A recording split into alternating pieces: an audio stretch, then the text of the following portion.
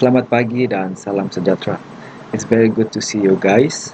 So, dalam video ini kita akan mengulas sedikit mengenai kerja kursus saya, tugasan 3 yang telah saya siapkan pada cuti ini.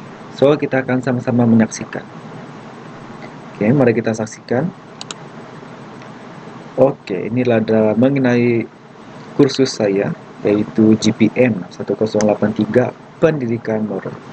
So, sebelum kita mula dengan lanjutnya, saya akan memperkenalkan diri saya dulu. Oke, nama saya Aaron bin Nigel dari Institut Pendidikan Guru Kampus Ilmu Khas yang juga dikenali sebagai IPG KIK dan dari kelas J21. So, dalam kerja kursus ini, saya akan membahaskan ataupun menghuraikan tentang peranan siswa pendidik terhadap pembentukan sosialisasi masyarakat. So, apakah peranan siswa pendidik ini dalam pembentukan sosialisasi masyarakat? So, kita akan membincangkannya dengan lebih lanjut selepas ini. So, sebelum kita masuk kepada tajuk kita, apakah itu sosialisasi? So, definisi sosialisasi adalah perihal atau perbuatan bergaul dan bermesra antara satu sama lain. Berikut adalah definisi daripada Kamus Pelajar edisi kedua. Tapi menurut dengan pandangan ahli lain pula, iaitu Saleh Muhammad Lebar pada tahun 1998, sosialisasi ialah proses interaksi sosial yang membolehkan manusia memperolehi personaliti atau sosial dan belajar cara hidup bermasyarakat. Selain itu, sosialisasi juga boleh didefinisikan sebagai interaksi antara manusia, sama ada verbal ataupun non-verbal. Apabila melakukan tugasan bersama sekalipun tanpa interaksi, ia juga dianggap sebagai proses sosialisasi. So, itulah dalam maksud sosialisasi daripada pandangan tokoh dan juga kamus. So, inilah tajuk kita tadi, peranan siswa pendidik terhadap pembentukan sosialisasi masyarakat. So, apakah peranan siswa pendidik? So, berikut adalah peranan-peranan siswa pendidik, ada 3.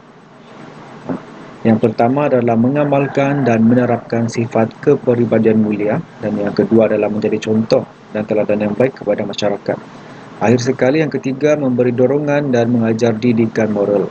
So, daripada pandangan saya dan mengenai peranan-peranan sebagai siswa pendidik ini dalam pembentukan sosialisasi masyarakat, ini adalah 3 yang saya dapat memberikan apakah peranan itu. So, mari kita bincang dengan lebih lanjut mengenai peranan yang pertama ini. Oke, peranan yang pertama seperti yang kita lihat tadi, yaitu mengamalkan dan menerapkan sifat kepribadian mulia. So, ini tajuk yang poin yang pertama. So, apakah itu? Mengamalkan dan menerapkan sifat kepribadian mulia. Ini bermaksud sebagai siswa pendidik, kita haruslah mengadakan pertuturan yang sopan dan baik, dan juga bersapa dengan berhema. Ini maksudnya kita mengadakan pertuturan yang baik dengan masyarakat, dengan orang sekeliling kita. Barulah kita dapat mengamalkan dan menerapkan sifat kepribadian mulia itu terhadap diri kita.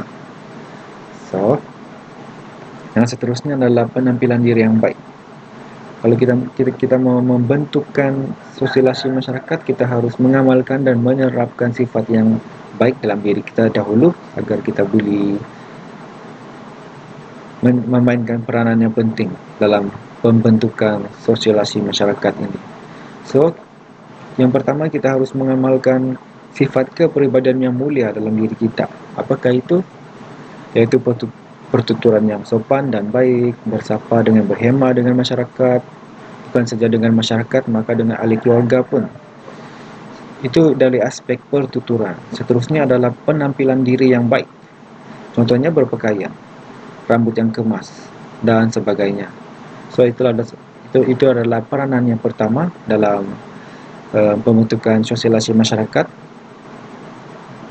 Seterusnya, menjadi contoh dan teladan yang baik kepada masyarakat. Bagaimana kita membentuk sosialisasi masyarakat ini, kita harus menjadi contoh dan teladan yang baik kepada masyarakat. Oke, huraian yang pertama mengenai gambar pertama adalah kita sebagai contoh yang mempamerkan sifat-sifat yang bermoral di mata masyarakat, seperti mempunyai akhlak yang baik, tidak merokok, menolong orang, dan sebagainya. Ini bermaksud apa-apa sifat yang baik, yang positif yang kita boleh dijadikan contoh kepada masyarakat. Seterusnya adalah penampilan diri yang baik. Pada gambar kedua, bermaksud penampilan diri yang baik adalah kita menjadi contoh kepada adik-beradik, keluarga terdekat, dan masyarakat di sekitar tempat kita. Contohnya rambut kita yang kemas, pemakaian yang tidak selekeh, dan sebagainya. Semua ini merujuk kepada perbuatan baik, yaitu perbuatan yang bermoral. So, kita dapat menjadi contoh kepada mereka. So, apabila kita dapat menjadi contoh dan teladan yang baik kepada masyarakat, kita dapat membentuk ke arah sosialisasi masyarakat. Peranan kita sebagai siswa pendidik dapat membentuk dan memimpin masyarakat ke arah sosialisasi. Dan poin yang terakhir adalah memberi dorongan dan mengajar didikan moral. Bagaimana peranan tersebut ini dapat membentuk masyarakat ke arah sosialisasi? Pertama sekali adalah mengubah tingkah laku rakan dengan teguran dan penjelasan. Ini bermaksud kita juga memberi dorongan dan mengajar didikan moral terhadap rakan kita, adik-beradik, masyarakat sekitar tempat kita, supaya kita boleh jadi contoh yang baik. Contohnya mengajar adik-beradik dan rakan perbuatan baik, dan juga dalam aspek perbuatan moral. Dan pada gambar yang kedua, pada sebelah kanan, mempamerkan tingkah laku positif di mata masyarakat, dan juga memberi maklumat mengenai moral. Memberi maklumat mengenai moral juga bermaksud kita mengajar perbuatan moral, ajaran-ajaran yang baik untuk diterapkan oleh kanak-kanak, generasi muda, dan masyarakat sekitar kita.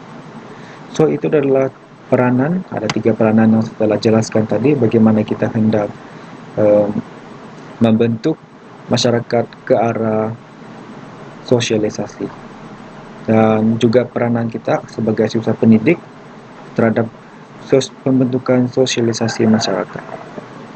So, saya rasa itu sudah daripada saya. Terima kasih dan sekian. Kita berjumpa lagi.